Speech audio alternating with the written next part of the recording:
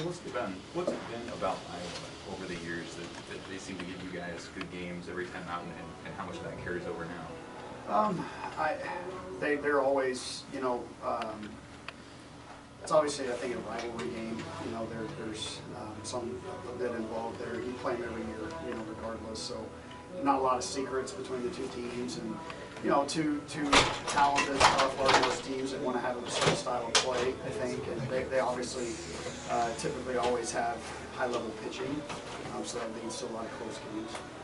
What's the approach as a hitter when Iowa, especially this year, they have a lot of swing and miss stuff, but they're maybe not afraid to get out some walks too? Yeah, I mean, kind of a fine line at the plate. You don't want to go to the plate passive. You don't want to go looking for a walk, because then you give up some good pitches to hit.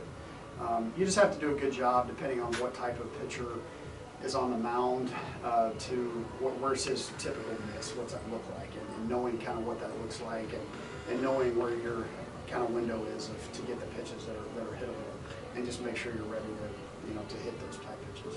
Does it feel like, given how last year's series went, that this one has a bit more meaning to try to find some sort of payback? No, not at all. I mean, these are games we need to win regardless. So what happened a calendar year ago just really doesn't have any bearing on how we're going to prepare to go play. I mean, we certainly want to win every game we can, and we've got half of our conference season left to go try to finish at the top of the standings. So I'm not really thinking much about a calendar year. Weather does not look good this weekend. Will you guys have planned A, B, C, D, E, F, and G? Yeah, I mean, it seems that way every time we have home games. We've got to make sure we look at the weather pretty closely. I mean, we've got the added extra events going on here with the spring game this weekend, and TV on Saturday. So I think we're going to be fine. There's going to be some thunderstorms. Obviously, going to be lightning in the area, so that might be something that delays us a little bit. Could we possibly push tomorrow night's game back to miss weather? I think that could be a possibility. We'll just see what the forecast looks like tomorrow. We do have also some flexibility on Sunday with Iowa busing. Yeah, so that gives us a little bit better shot on Sunday to get the game in, and even if we don't have a window on Saturday, because we're not really going to be able to push the game up because of the spring game and TV. So do we have a long enough window to get two in if we need it? I don't know that we do on Saturday. So, but like I said, we have that flexibility Sunday. If we need to play at 4 p.m., we could do something. You could double on Sunday? Well, I'm just saying we could play later if we needed to try to be, because I just don't know, there may not be a big window for 2 games on any day. The players say at least they have ping pong to kill time in the clubhouse. How do you kill time? How much do you hate delays? Well, yeah, I mean, it's you just kind of find ways to kill time. We do have an OBTV in the office now, so you can log into Major League Game, and yeah, the players, they've got the ping pong in there that they can keep them occupied. And yeah, I mean, it's just part of baseball, though. When you play an outdoor sport, you're going to have thunderstorms you deal with, and sometimes even snowstorms. Coach, last time we talked to you this week, you said, or this time last week, you said Sunday would be a TBD. What's the plan for the rotation this weekend? Yeah, we'll go Walsh Sunday this week. So we'll have Sears and McConaughey and then Walsh this week. Anything that impacted that decision? I think just the way we walked through last week, and just kind of what we're looking at moving forward is that he's been a reliable guy out there, and you doesn't necessarily have to be perfect, but just can you get us off to a good start? And I thought he did that last Sunday, and I think he's going to have a chance to do that again. As an offshoot to that, what was the message to Drew after Tuesday's outing? Well, obviously you can't let an inning snowball on you like that. I think that's been a little bit of the Achilles heel with Drew. I mean, his slider was really good, and then it just went away. How can you find that consistency piece of it? Does it need to come from being in the bullpen? Maybe that's the case. Maybe we can see him in a shorter stint. Because I thought he did have his velo there. He obviously got a lot of swing and miss from a really good Kansas team that doesn't strike out much early in that game. Could he do that in a shorter stint out of the pen? I think we might see that.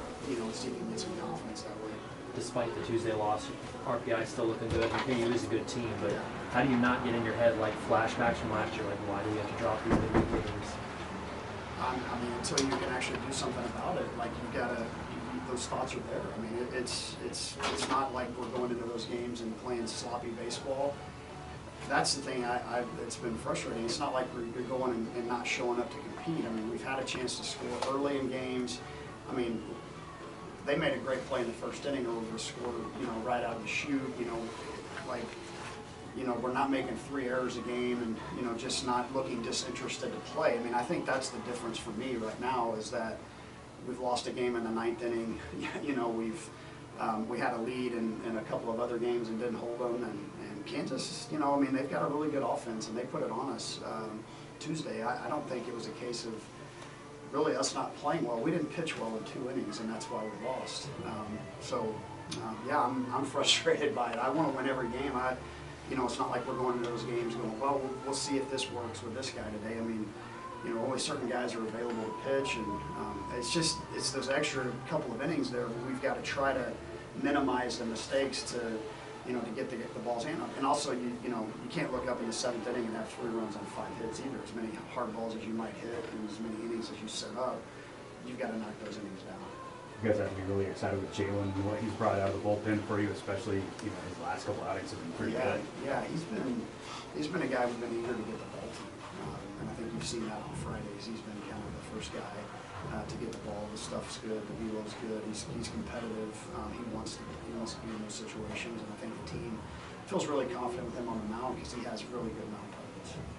A month left in the year-ish. What are you still looking to learn about this team at this point? Well, yeah, I think part of any good team, you're going to have moments in the season where the breaks aren't going your way, where you're not, winning games that maybe you won, earlier in the season, but great teams always find a way to finish strong, so that's our goal is we've got half the conference season left. We've got a handful of midweek games left. Can we finish strong? Because if we can start strong and finish strong, then you've got a chance to be a championship type team. But we've got to flip that script a little bit. But again, can you continue to win on the weekends? If you continue to win on the weekends, you've got a chance to win the game. What stands out about Iowa this year? Is it a team that looks like it's started to turn the corner? Yeah. Or what do you think? I think so. I think they're playing as good as they've played all year right now. They've got obviously 3 high-level starters. I think they're starting to figure some things out in the bullpen. They have a lineup that hits over 300. They get steal bases. They lay down bunts. They do some things offensively that make you defend them. Yeah, I think they're playing as good as they've played all year right now, and it's obviously going to be a huge challenge. Will, I noticed you guys don't throw the ball around the horn. Yeah. After strikeouts. Right. Yeah. That's something that Coach Childress, he kind of implemented that, I want to say, 5 years ago maybe at A&M. Just stopped doing it. 2 reasons, I think. Number one, at the time we had a catcher that wasn't good at it. So we just stopped doing it and stopped throwing the ball into left field. And I think just to keep the game flow going of just getting the ball back in the pitcher's hands and him ready to throw the ball instead of walking around the mound thinking about what's going on before the next pitch. I think. And he asked me, when he became pitching coach, you good if we stop throwing the ball around the horn again? I said, I don't care. It doesn't one way or the other, it doesn't matter to me. Pitchers like it? That's less time for them to breathe before the next at-bat. I haven't asked him. Brett was also the bat boy on Tuesday for the first half of the game. Is that something he usually does? He has. He's done that. And typically when he's done it, we've scored a lot of runs, and that's why he did it on Tuesday. Unfortunately, it didn't work out as well for us. But yeah, when we don't have Bodie or Austin there, Brett's usually one of the first ones to volunteer. Is that pretty uncommon that your ace is stepping up to go fetch the bats? I would say so. Brett's a pretty unassuming guy, though. He's just, oh yeah, okay, that's what the team needs me to do. I'll do it. He's willing to do those things. Thanks, Coach. Thanks, Coach. Thanks, Coach.